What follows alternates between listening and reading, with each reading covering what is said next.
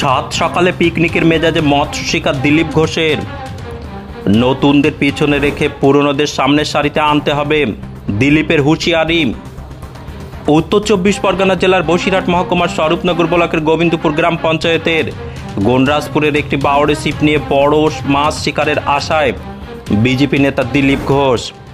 তাহলে কি লাঠি হেরেছে কাঠির কাছে? হেরে গিয়ে নতুন করে সংগঠন চাঙ্গা করতে আসরে নেমেছে এই নেতা। ইতিমধ্যে রাজ্যের বিজেপির প্রভাবশালী নেতার বিরুদ্ধে একরাশ ক্ষোভ উগরে দিয়ে রুই, কাতলা, ভেটকি, গলদা, চিংড়ি শিকার করলেন। সঙ্গে ছিলেন স্বরূপনগরের বিজেপি নেতা বৃন্দাবন সরকার। দিলীপ জানান, যখন পার্টির বিপর্যয় হয় তখন পিছনের দিকে তাকাতে হয়। পুরানো কর্মীদের চাঙ্গা করতে ফের ময়দানে দিলীপ। নতুন বিজেপি নেতাদের বিরুদ্ধে সুকৌশল একরাশ ক্ষোভ উগরে দিলেন বিজেপির প্রাক্তন রাজ্য সভাপতি দিলীপ ঘোষ। এমএস নিউজ বাংলা চ্যানেলের পরবর্তী খবর সবার আগে পেতে ইউটিউবে চ্যানেলটি সাবস্ক্রাইব করুন, ফেসবুক পেজ ফলো করুন, ফলো বাটন ক্লিক করুন, সেই সঙ্গে খবরটি ফেসবুকে প্রচুর পরিমাণে শেয়ার করুন। একটা ভেড়ি তো এখানে ছিপেতে মাছ লাগছে না, আমি একটা চিংড়ি ধরেছি বললাম, আর বাকি ছোট ছোট মাছ লাগছে ভেড়ি।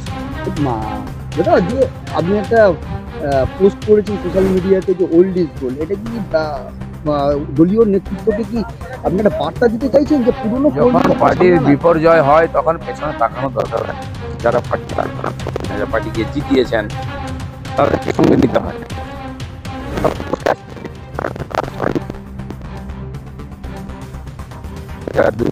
পার্টিকে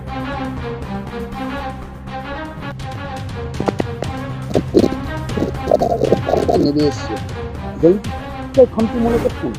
খামতি তো হয়েছে, রেজাল্টটাই সব শেষ। সেটা কেন হয়েছে এবার ভাবতে হবে সবাইকে।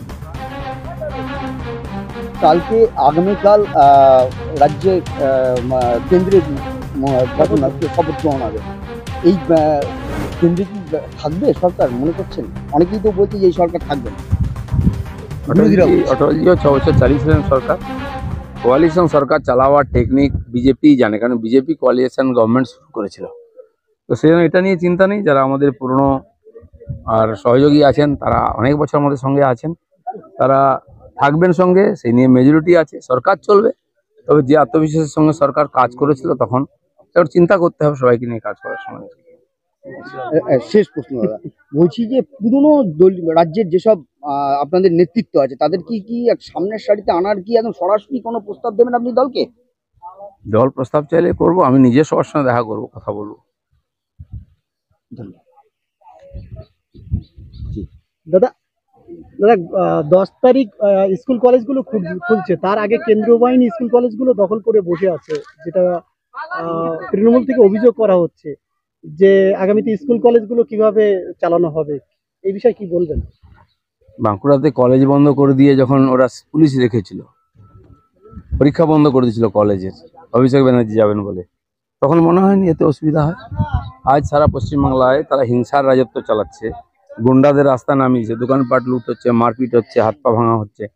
তখন যদি সেন্ট্রাল ফোর্স আসে, সরকার পুরোপুরি ফেলিওর, পুলিশ কাজ করছে না, গুন্ডাদের সঙ্গে আছে, তো তখন তো সুরক্ষা বাহিনী রাখতে হবে। 10 দিন পরে থাকবে, গতবার 2বার ছুটি দেওয়া হয়েছিল, 10-5 দিন পিছিয়ে দেবে আবার ছুটি, যতক্ষণ না স্বাভাবিক হচ্ছে।